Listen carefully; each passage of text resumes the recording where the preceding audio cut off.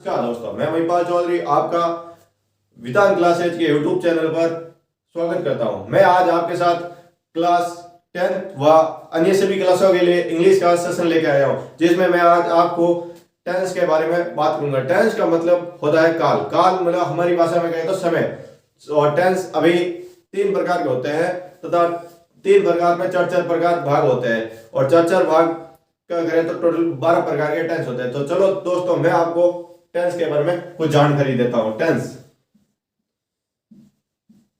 Tense का मतलब होता है काल, जिसे हमारी भाषा में कहें तो समय समय होता है। और टेंस कुल मिला के आगे आगे देखें तो 3 प्रकार का होता है, फिर उनके 4 भाग होते हैं। तो चले देखें, सबसे पहले होता है प्रेजेंट टेंस। प्रेजेंट टेंस को हम कहते हैं वर्तमान काल। वर्तमान काल का मतलब होता है जो अभी चल रहा है। वर्तमान काल का मतलब होता है जो अभी चल रहा है। जैसे आप अभी क्लास देख रहे हैं तो ये वर्तमान काल की कंडीशन है, और 1 घंटे बाद जो होगा वो पास्ट टेंस में होगा। दूसरा काल और टेंस होता है पास्ट टेंस। पास्ट टेंस का मतलब होता है भूतकाल। भूतकाल का मतलब होता है बीता हुआ काल। जैसे कोई आदमी मरने के बाद भूत बनता, उसी तरह भूतकाल। Number 3 future tense. Future tense जैसे आप आगे नौकरी लगेगी आपकी, तो ये फ्यूचर की बात है। कल आप खाना खाओगे, ये फ्यूचर की बात है। फ्यूचर टेंस का मतलब होता है भविष्यत काल। भविष्यत काल। प्रेजेंट टेंस में 4 प्रकार होंगे, पास्ट टेंस में 4 प्रकार होंगे, फ्यूचर टेंस में 4 प्रकार होंगे।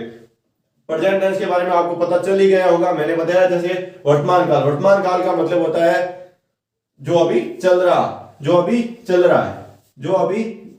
है वो होता है वर्तमान काल। जो अभी चल रहा है वो होता है वर्तमान काल। और आगे जैसे फ्यूचर पास्ट टेंस जो अभी बीत गया है। जो ये क्लास आप देखने के बाद 2 दिन बाद में बोलोगे कि मैंने क्लास देखी थी मतलब ये पास्ट की बात है, जिसे भूतकाल कहते हैं। भूतकाल मतलब बीता हुआ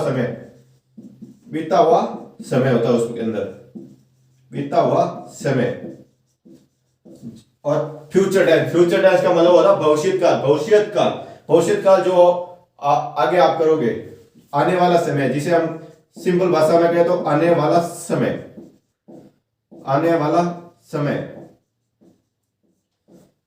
समय। तो अभी देख लीजिए, प्रेजेंट टेंस, पास्ट टेंस और फ्यूचर टेंस। मोटे रूप में टेंस 3 प्रकार का होता है और इनके 4 भाग होते हैं। ठीक है, हम आगे चलते हैं। हम अभी प्रेजेंट टेंस के बारे में बात करते हैं। प्रेजेंट टेंस का मतलब होता है वर्तमान काल। नंबर 5 प्रेजेंट टेंस जिसका मतलब होता है वर्तमान काल, जो भी मैंने बताया था। वर्तमान काल इसी के अंदर इसके 4 पार्ट है। Number 5 simple present tense.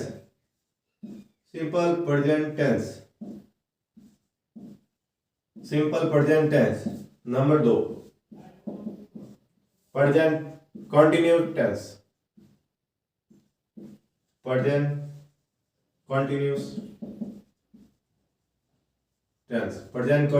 Tense. तीसरा प्रेजेंट परफेक्ट टेंस।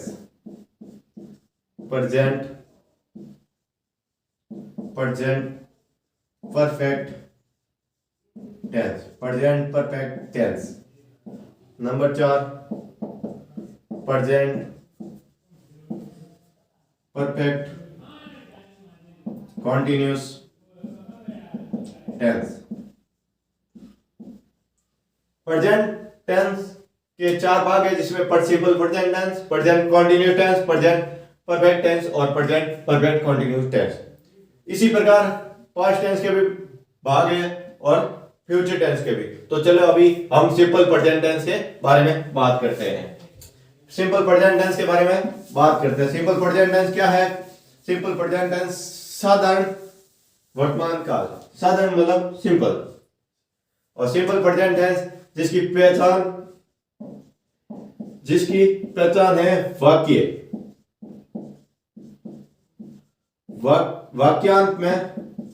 के अंत में ता है, ती है, ते हैं आदि आदि शब्द आते हैं, शब्द आते हैं। और सिंपल प्रेजेंट टेंस की हेल्पिंग वर्ब जिसे सहायक क्रिया कहते हैं, सहायक क्रिया। सहायक क्रिया डू और डज होती है, डू और डज, डू और डज। और जिसे मुख्य क्रिया कहते हैं वो वर्ब की फर्स्ट फॉर्म आती है। मुख्य क्रिया होती है वर्ब की first form. Simple present tense में जिसकी पहचान है वाक्यांत में ता है, ती है, ते है आदि शब्द आते हैं तथा मुख्य क्रिया इसमें वर्ब की फर्स्ट फॉर्म यूज होती है तथा इसकी सहायक क्रिया है जो डू और डज है। आगे चलते हैं इनके वाक्यों पर, सेंटेंस पर।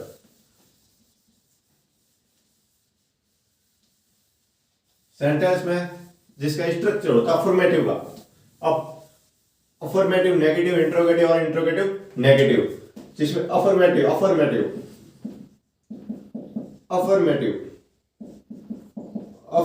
का स्ट्रक्चर होता है सब्जेक्ट प्लस वर्ब की फर्स्ट फॉर्म के साथ एस या ईएस का यूज होता है प्लस ऑब्जेक्ट। ठीक है। नंबर 2 नेगेटिव सेंटेंस का नेगेटिव सेंटेंस का स्ट्रक्चर होता है subject plus do does plus verb की फर्स्ट फॉर्म प्लस ऑब्जेक्ट आगे जो हो। फिर होता है इंट्रोगेटिव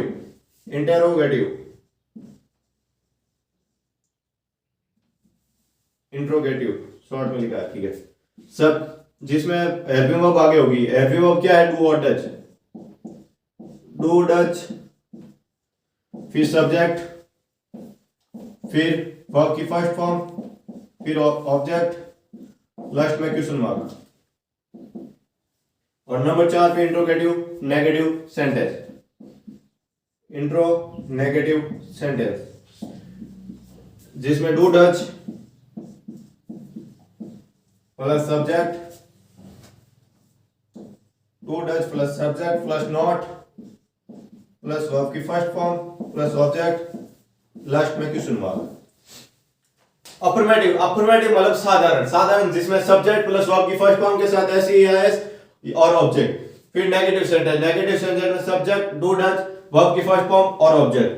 इंटरोगेटिव जिसे प्रश्नवाचक वाक्य कहते हैं, do does, subject plus verb की first form plus object, last में क्वेश्चन मार्क। इंट्रोगेटिव नेगेटिव प्रश्नवाचक नकारात्मक वाक्य, do does plus subject plus not plus V first plus object. हमेशा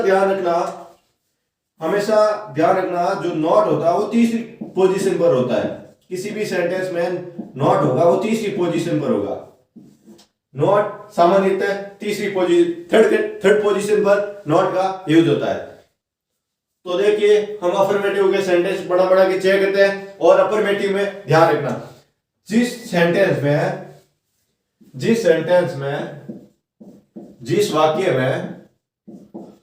वाक्य में हेल्पिंग वर्ब के साथ वर्ब यूज ना हो, वह सिर्फ हेल्पिंग वर्ब का यूज हो। हेल्पिंग वर्ब जैसे एचवी का सिर्फ केवल एचवी का यूज हो, वह वाक्य अफर्मेटिव सेंटेंस और सिंपल टेंस में यूज होंगे। जिस वाक्य में हेल्पिंग वर्ब का यूज हो केवल, वो सिंपल प्रेजेंट टेंस में यूज होंगे। ठीक है, आगे चलते हैं। अफर्मेटिव सेंटेंस में हम इसका यूज करते हैं। Affirmative sentence, simple present tense में अफर्मेटिव सेंटेंस।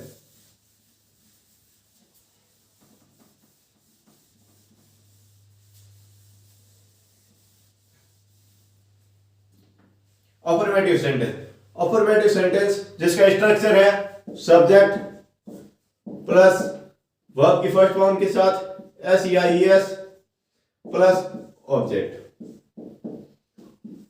इसका स्ट्रक्चर क्या? Subject plus V first plus object. हमेशा ध्यान रखना, हमें रूल नहीं याद करने, हमें उसका तरीका याद करना है और उसकी प्रैक्टिस, हर रोज इसकी प्रैक्टिस कीजिएगा जिससे आपका टेंस बहुत अच्छा बन जाएगा। अभी अफर्मेटिव सेंटेंस जिसे साधारण वाक्य कहते हैं, जैसे ता है ती है यूज लेना लिस्ट में, मैं नहीं तो अरविंद गांव में रहता है। हमेशा ध्यान रखना अफर्मेटिव या सिंपल टेंस की हमें जानकारी लेनी है तो ता है लिस्ट में ध्यान रखना, अंतिम में ता है आए तो सीधा हमें यही बताना है कि ये सिंपल प्रेजेंट टेंस है। सिंपल प्रेजेंट टेंस इसका भी अरविंद का बना है। अरविंद क्या है? अरविंद इसमें सब्जेक्ट है, अरविंद जो है वो सब्जेक्ट है, और रहता है, रहता में रहना है वो एक वर्ब है, वर्ब, और ये ऑब्जेक्ट लिस्ट में है वो गांव है।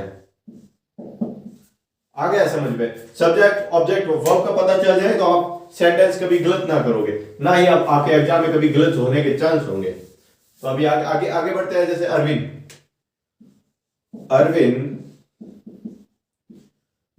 स्ट्रक्चर हिसाब से इसकी वर्ब की फर्स्ट फॉर्म क्या है? गांव में रहता है नहीं लिव, और एस लग जाएगा, lives in village. Arvind lives in village. ठीक है, अगली कड़ी में जैसे एक और सेंटेंस ले लेते हैं। वह जोधपुर में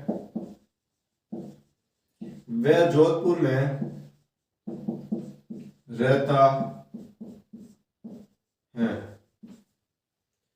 वह जोधपुर में रहता, वह अब रहता है, ता है ती है आ गया है, तो इसका मतलब ये प्रेजेंट सिंपल है। प्रेजेंट सिंपल में ना क्वेश्चन मार्क है, ना ही कोई नहीं का यूज हुआ, तो ये प्रेजेंट सिंपल टेंस का अफर्मेटिव कंडीशन है। अफर्मेटिव जोधपुर में ये हो गया आपका ऑब्जेक्ट, ये आपकी रहना में वर्ब हो गई है, और वह जो है सब्जेक्ट है। सब्जेक्ट का मतलब होता है कर्ता। ठीक है, इसका सेंटेंस बनाए तो वह ही लिव्स इन दाकरो या इन जोधपुर। आ गया समझ में? तो ठीक है, हम अभी नेगेटिव सेंटेंस और कुछ अफर्मेटिव के सिंपल प्रेजेंट टेंस के जो आपको चौंकाने वाले वाक्य बताता हूं। आपको कभी कोई स्कूल में बहुत कम रेयर चांस में टीचर बताएंगे, वो चीज आपको मैं बताने जा रहा हूं, और आप बोलोगे ये गलत है, परफेक्ट है, वो सही है। अभी मैंने आपको बताया कि प्रेजेंट सिंपल टेंस पास्ट का हो, फ्यूचर का हो, बोले किसी का जिसमें केवल हेल्पिंग वर्ब आए पर मेन वर्ब का यूज ना हो, सिर्फ हेल्पिंग वर्ब का यूज हो तो वह वाक्य सिंपल टेंस में आएगा, जैसे प्रेजेंट टेंस में भी आई हैव अ कार। कुछ ये जरूर बोलेंगे कि ये परफेक्ट टेंस का सेंटेंस है, बल्कि मैं ये दावा करता हूं कि ये सेंटेंस सिंपल टेंस का है, क्योंकि इसमें ना मेन वर्ब, ये एक इंफिनिटिव वर्ब है, जिसे लिंकिंग वर्ब कह सकते हैं, वो वर्ब है ये आई हैव अ कार, जो अभी स्कूल शिक्षा में काम नहीं आने वाली। वो अब कॉम्पिटिशन की तैयारी करेंगे, उसमें आपको हर टीचर बताएगा, पर स्कूल में बहुत कम बताने वाले। I have a car,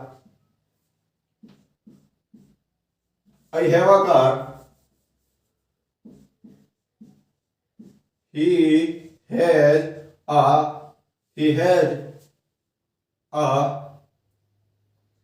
has a book।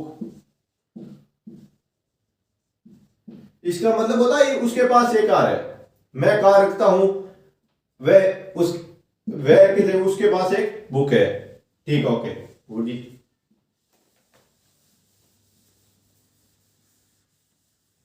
एक चीज बताना भूल गया आपको पहले, एस और ईएस का यूज किन किन वर्ब के साथ यूज होता है, कौन सी वर्ब के साथ एस होगा, कौन सी के साथ ईएस होगा। तो ईएस का बताता हूं मैं आपको, ईएस एक्स जिन वर्ब के अंत में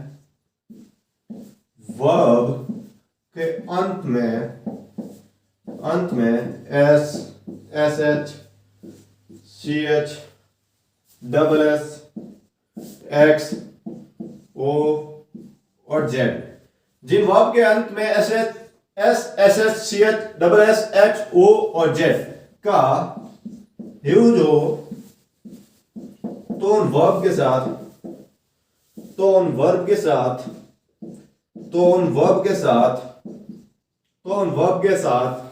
ईएस का यूज होगा। ईएस का यूज होगा, अन्यथा वर्ब के साथ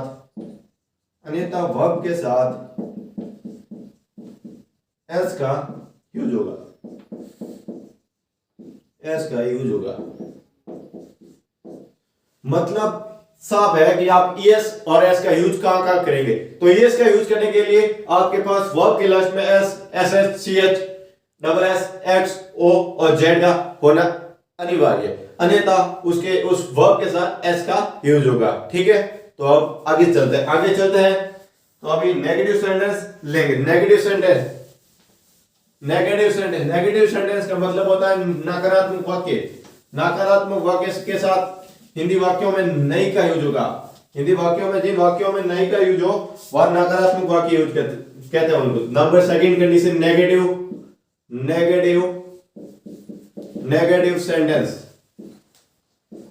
नेगेटिव सेंटेंस जिसका स्ट्रक्चर होता है subject plus do Dutch, helping verb के रूप में डू डच का यूज होगा। इसमें अभी पिछले जो सेंटेंस है उसमें डू डच का यूज नहीं था, पर अब इसमें इसका यूज होगा। Subject plus do Dutch plus not plus verb की फर्स्ट फॉर्म जिसे बेस फॉर्म भी कहते हैं प्लस ऑब्जेक्ट का मतलब कर्म जो जिसके बारे में हम काम कर रहे हैं। सब्जेक्ट जिसका मतलब होता है आपके कर्ता, काम करने वाला। और हेल्पिंग वर्ब ये होती, कोई भी पूछ ले किसी सेंटेंस में हेल्पिंग वर्ब कौन सी, तो उस फॉर्म की डू डच इसकी हेल्पिंग वर्ब है, नॉट है। तो अभी सेंटेंस लेते हैं। सुमन खाना बनाती है। सुमन खाना नहीं बनाती है। सुमन खाना नहीं बनाती है। सुमन खाना नहीं बनाती है। सुमन खाना नहीं बनाती है। सुमन सब्जेक्ट है। सुमन, अब सुमन के साथ जो सिंगुलर है सुमन के साथ डज क्या यूज होगा? सुमन does not cook food.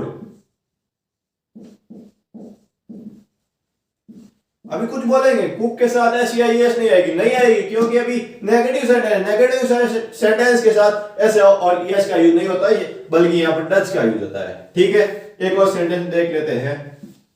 Ashok Jodhpur में बहुवचन का लेते हैं। बहुवचन वे जोधपुर में नहीं रहते हैं। वे जोधपुर में नहीं रहते हैं। तो वे का मतलब होता दे। वे का मतलब होता दे। They do not live in Jodhpur.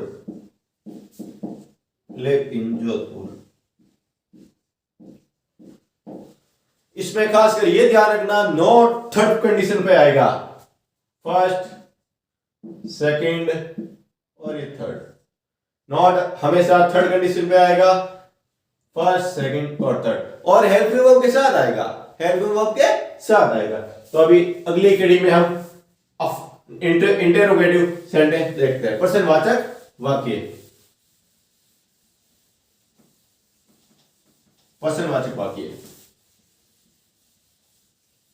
Interrogative sentence. Number third position interrogative sentence यार है। इंटेरोगेटिव सेंटेंस जिसे प्रश्नवाचक वाक्य भी कहते हैं। प्रश्नवाचक वाक्य। प्रश्नवाचक वाक्य, प्रश्नवाचक वाक्य। इंटेरोगेटिव सेंटेंस का स्ट्रक्चर होता है, इसमें हेल्पिंग वर्ब पहले हो जाती है डू और डज।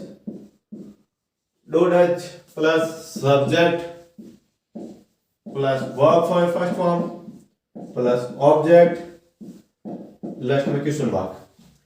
इसी तरह do does plus subject plus verb first form plus object. तो अभी वापस आपको बता देता हूं डू और डज का यूज कहां होता है। डू का बताया मैंने प्लूरल, और ये इसके साथ सिंगुलर, जिसे एक वचन और बहुवचन कहते हैं। जैसे दे डू है तो दे, वी, और जैसे कोई समूह का नाम आ जाए विशेषकर आई। अभी कोई बोलेगा आई प्लूरल नहीं है, पर आई हमेशा डू लेता है। डज सिंगुलर के साथ ही सी इट देना, ही सी इट, और किसी का नेम। ठीक है, तो अभी हम सेंटेंस यूज करते हैं। क्या वह, इसी तरह क्या सुमन खाना बनाती है, क्या सुमन खाना बनाती, क्या सुमन खाना बनाती है, क्वेश्चन मार्क। क्या, अब क्या, कोई बोलेगा क्या का मतलब व्हाट होता है, ये हेल्पिंग वर्ब से स्टार्ट होने वाले वाक्य हैं। जिस सेंटेंस में क्या आगे आ जाए, किस हिंदी के वाक्य में क्या आगे हो, तो समझ लेना ये हेल्पिंग वर्ब से स्टार्ट होने वाला सेंटेंस है। यदि किसी सेंटेंस के अंदर बीच में क्या का यूज हो या कुछ भी पर्सन करने वाले हो, उनका यूज बीच में हो, तो उनके वो WH वर्ड से स्टार्ट होने वाले होते हैं। लेकिन जिनका सब आगे यूज आगे हो, तो उनके WH वर्ड का यूज ना होके हेल्पिंग वर्ब से स्टार्ट होने वाले वाक्य होते हैं। क्या, अब क्या सुमन सिंगुलर है तो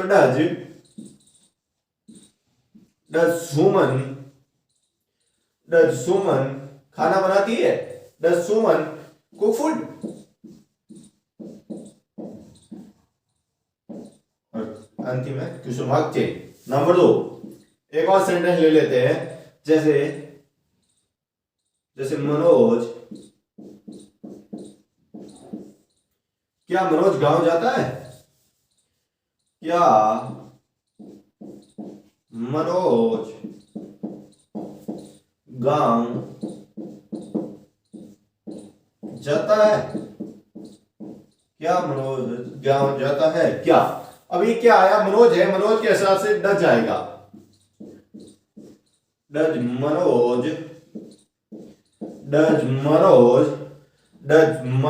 गांव जाता है। जाना ये वर्ब है, जाना, तो does Manoj go to village.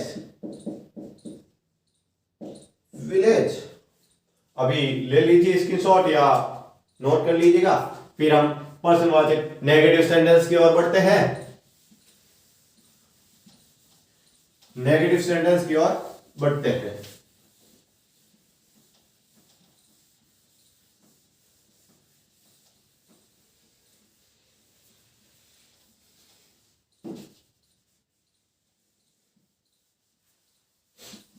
Negative sentence की तरफ बढ़ते हैं। चौथा नंबर 4 पार्ट है इंटेरोगेटिव नेगेटिव सेंटेंस जिसे कहते हैं प्रश्नवाचक नकारात्मक वाक्य। इसका स्ट्रक्चर होता है सब्जेक्ट नहीं, पहले हेल्पिंग वर्ब का यूज होगा do does plus subject plus not. अब ये देख लीजिए, कोई बोलेगा कि हेल्पिंग वर्ब के साथ नॉट क्यों यूज नहीं हुई, क्योंकि नॉट की एक ही कंडीशन होती है कि नॉट थर्ड पोजीशन पर होगा। Do does subject plus not plus verb की first form plus object plus question mark change. Okay, अभी इसका सेंटेंस देखते हैं। क्या क्या परवीन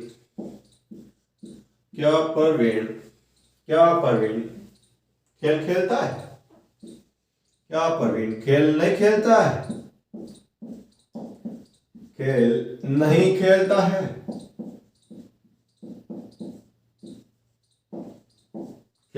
क्या परवीन खेल नहीं खेलता है? तो इसका सेंटेंस बनाए। परवीन क्या है? सिंगुलर सब्जेक्ट है। परवीन सिंगुलर सब्जेक्ट है और खेलना इसकी वर्ब है। खेलना क्या है? वर्ब। जिस विद्यार्थी को सिंगुलर सब्जेक्ट वर्ब और ऑब्जेक्ट के बारे में पता चल जाए वो कभी टेंस में पीछे नहीं रहेगा। क्या परवीन, अब क्या है? परवीन सिंगुलर है तो इसके हिसाब से डच जाएगा। डच परवीन।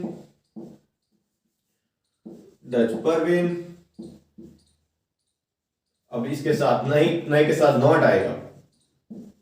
नॉट खेलना होता प्ले खेल यानी मैच। क्या खेल नहीं खेलता? Play match. प्ले खेलना, मैच MATCH है भाई।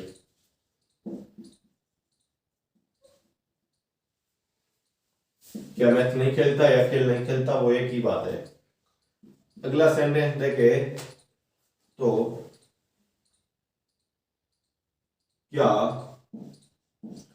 क्या हम जोधपुर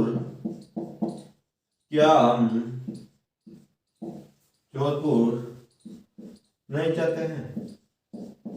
क्या हम जोधपुर नहीं जाते हैं? यहाँ पे क्वेश्चन मार्क, यहाँ पे क्वेश्चन मार्क। क्या हम जोधपुर नहीं जाते हैं? तो हम ये बहुवचन प्लूरल सब्जेक्ट है तो क्या इसके हिसाब से डू वी, जाना वर्ब है तो we not go to Jodhpur. तो इसी कड़ी में इस हिसाब से देखते हैं तो interrogative negative sentence present simple tense का हम खात्मा कर चुके हैं। प्रेजेंट सिंपल टेंस का खात्मा कर चुके हैं। तो कल हम पढ़ेंगे पास्ट टेंस के बारे में, प्रेजेंट कंटिन्यू टेंस के बारे में। मैं अभी इस क्लास को समाप्त करता हूं। धन्यवाद हमारे इस वीडियो के साथ बने रहने के साथ। और हमारा चैनल, अभी तक आपने हमारे चैनल को लाइक, सपोर्ट और सब्सक्राइब नहीं किया तो जरूर करें और हमारे साथ रोज बने रहे अपने अच्छे अंकों के लिए। इसी के साथ धन्यवाद। कल मिलते हैं इसी समय।